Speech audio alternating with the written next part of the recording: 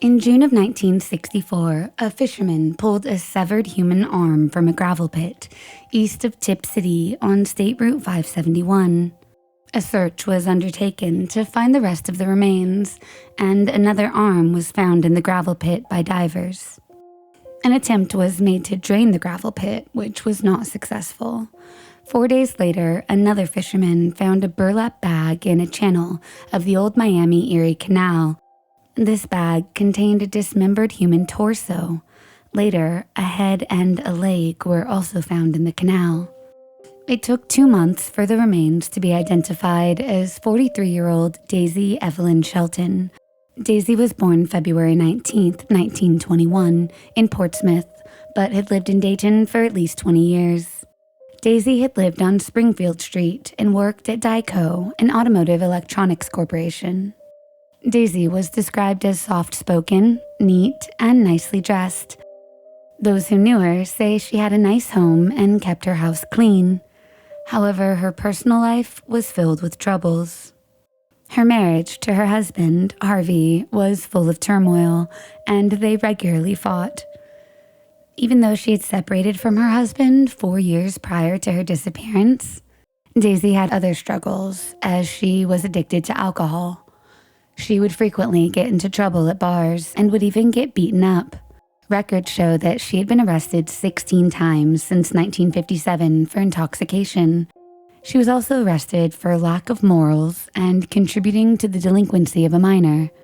She would later be committed to Dayton State Hospital for 2 months from October 21st, 1959 until almost the end of the year. In August of 1963, she was staying with relatives in Texas when she was arrested by police on an intoxication charge. She was last seen shortly after her release from the city jail in September of 1963. Daisy had been reported missing by her brother and her daughter in June of 1964, after they hadn't heard from her for months. Her husband was initially questioned, but cleared in her disappearance. After she was identified, the police classified her case as a homicide. The autopsy revealed that her body had been submerged in the water for a period of time, ranging from 6 to 9 months. Although a cause of death could not be determined due to the condition of the body, the coroner believed that she had been strangled. Her body was then hacked to pieces by the killer and dumped in the water near Tip City. Without any suspects nor leads, the case grew cold and remained that way for the next 53 years. Then, in 2017, a hospitalized man, believing he was close to death, confessed to a nurse that he had once witnessed a brutal murder. The hospital authorities alerted the police, and they quickly questioned the witness. The witness, who was not named by officials, claimed he saw another man kill Daisy Shelton with a hammer in a home in Dayton, and then saw him dismember her body. The body parts were then discarded in areas with water and around the Dayton suburb of Tip City. The person named as the suspect was cooperative with detectives and consented to multiple interviews. Initially, he denied knowing Daisy, despite their living on the same street and working for the same employer. During an interview in August of 2017, the suspect reluctantly admitted to knowing Daisy Shelton personally. The suspect would later acknowledge that a box from his house was used to carry the victim's remains, and he says it was possible she was killed at his home, but court documents claim that he, quote, asserted it was a setup being perpetrated by the eyewitness of the crime. The suspect admitted he looked guilty and could possibly be convicted in court. The witness testified before a grand jury, but died before the case could be prosecuted. The other suspect died in September of 2022 at the age of 92. While details of the case are still murky, for Daisy's granddaughter, Maria Walling, the news that the suspect had died was bittersweet. She was happy that she finally had some answers, but sad that her grandmother still did not have justice. Maria also learned that police identified 3 men who were likely involved in her grandmother's death. All 3 had died before the case was able to go to court. While the family now has answers to who killed Daisy Shelton, police have yet to confirm a motive, but authorities consider the case closed. Tammy Sue Aldridge was a 20-year-old college student from Alamance County, North Carolina. She was known for her outgoing nature, warmth, and her zest for life. She graduated from Eastern Alamance High School and enrolled into East Carolina University. She studied at the university for 1 year and then attended Central Piedmont Community College in Charlotte. Those close to her say she had dreams of becoming a physical therapist. In June of 1979, Tammy was home for summer break from her college. To keep herself busy, she had applied for a job as an assistant at a physical fitness spa in Burlington. On June 30th, she told her mother that she was going to borrow her uncle's bicycle and take a ride on the roads near her home in the rural Deep Creek Church community, the same neighborhood in which she frequently jogged. However, she never got to ride the bike, as that day the tires were flat, and so, in her typical persistent and health-oriented fashion, she went jogging instead. She never returned home that night. Tammy's mother reported her missing that evening after she failed to return home. A search was launched. Scent dogs were brought in to track Tammy's path along the route she normally followed while jogging, and while the dogs tracked her scent to a spot where there were tire skid marks, indicating that a car had sped off, their destination was unknown. It was believed that Tammy had been kidnapped in the midst of jogging. Shockingly, the day after Tammy disappeared, she called home at around 9 p.m. Tammy's mother, Shelby Aldridge, later said that her daughter told her that she was all right, but said she could not tell her where she was. Her mom recalls her saying, quote, "I'm all right. Tell Freddie I love him." Freddie was Tammy's boyfriend. The phone then went dead, as if someone had made her hang up.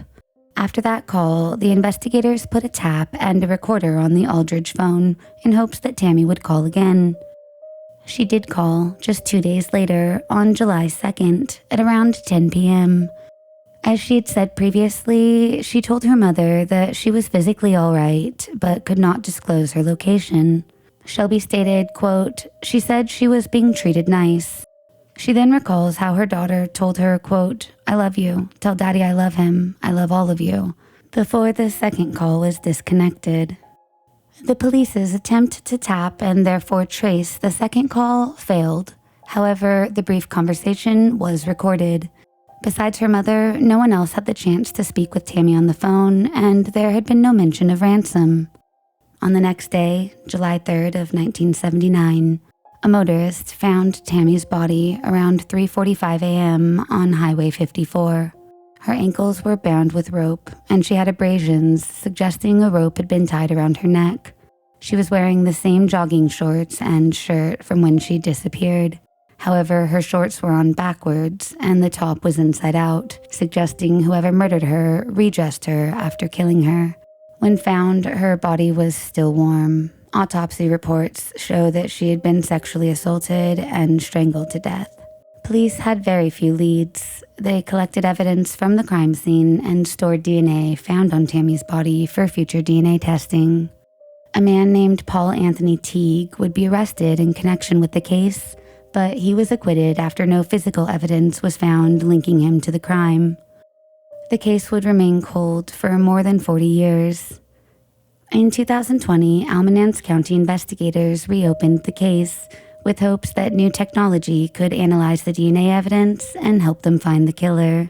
In familiarizing himself with the case, the new investigating officer, Dan Denton, found a piece of paper within the case file. This piece of paper had a name written on it. It said Gary Laframboise. The name had been missed by previous investigators. Denton recalled that Laframboise had never previously received any serious consideration as a suspect in Tammy's murder. He began to investigate further and found out that Gary Laframboise, who was just 19 in 1979, had lived on the 400 block of North Marshall Street in Graham, North Carolina, just 4 miles from where Tammy's body was found. The detective also discovered that on October 11th, 1979, just 3 months after Tammy's body was discovered, Laframboise was arrested and charged with kidnapping and impersonating a police officer in an unrelated case. On December 4th, 1979, he pled guilty to those charges, as well as to a serious assault charge on an Alamance County Sheriff deputy who worked in the detention center. Witnesses to the attack recall that he broke the deputy's skull while he was in detention. Laframboise served prison time from May 8, 1980 to August 25, 1982. The detective then located the daughter of Gary Laframboise and asked her for a DNA sample, which she willingly provided. A DNA test of the profile found on Tammy's body and the DNA taken from Gary's daughter confirmed that Gary Laframboise was indeed Tammy's killer. DNA provided a scientific picture of the culprit. However, no other photos of Laframboise from 1979 existed. Using a technique called age regression, authorities were able to generate an image of what Laframboise might have looked like at the time of the crime. Unfortunately, he could not be charged as he died in 2020.